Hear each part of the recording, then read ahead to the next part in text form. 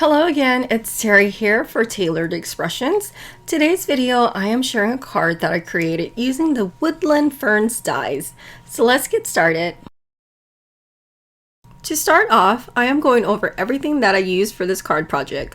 For the cardstock, I am using Oreo cardstock, a piece of Vellum, Spearmint Cardstock, Peaches and Cream cardstock, Sugar Cube cardstock, and Buttercream frosting cardstock. I am also using linen background, frayed edge stacklet, Woodland Ferns, Signature Thanks backer, simple strip and reverse everyday occasions with simple stripped dies, raspberry sorbet ink pad, VersaMark ink pad, foam squares, gold embossing powder, and gold paint. Okay, I am going to start off by die cutting the Woodland Ferns out of Spearmint Cardstock. I am using an electric die cutting machine, but you can use a manual machine as well. After I ran that through my die cutting machine, I wanted to add some interest onto the leaves. I am using my VersaMark ink pad and lightly tapping it onto the edges of the leaves. I then poured gold embossing powder over the inked areas. Now to heat set the embossing powder, I am using my heat tool to melt the powder until it becomes nice and smooth.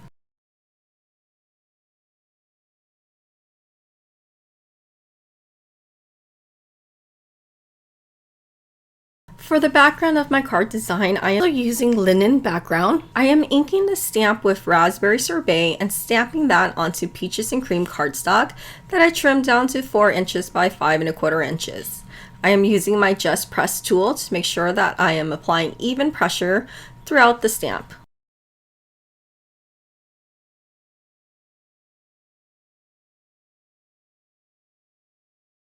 To add some layers onto the overall design, I am using frayed edge stacklet and die cutting that out of buttercream frosting.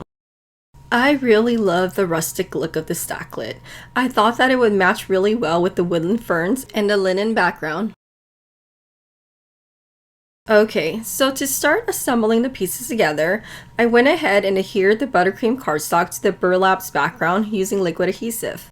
I placed the Woodland Ferns on my card panel and adhered it down using liquid adhesive as well. Don't worry about the ferns that's hanging off the card panel. I will use my scissors to trim that off later in this video.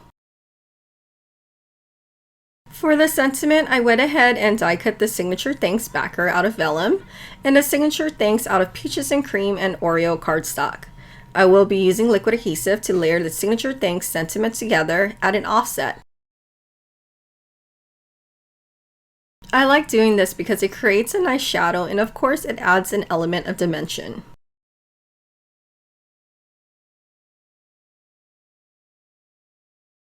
Here's a close-up look at how it looks.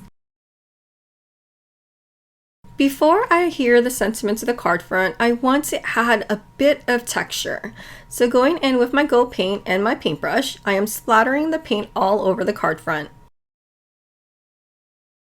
Now going in with foam squares, I apply that onto the back of the sentiment and place that onto the card front.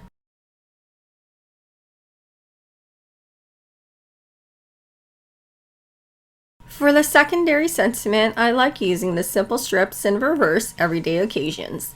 I use a simple strip die to die cut the reverse sheet. I really love how one sheet can provide so many different sentiments to use. I selected the one that said, "That was so sweet of you."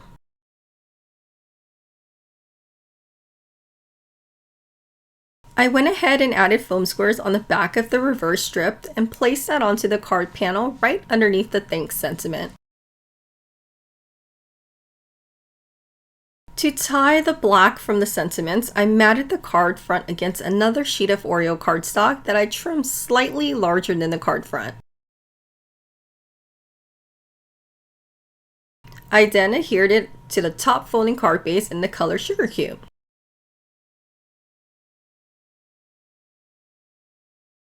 To finalize the card, I went in with my scissors and trimmed off the excess fern leaves that's hanging from the bottom of the card panel.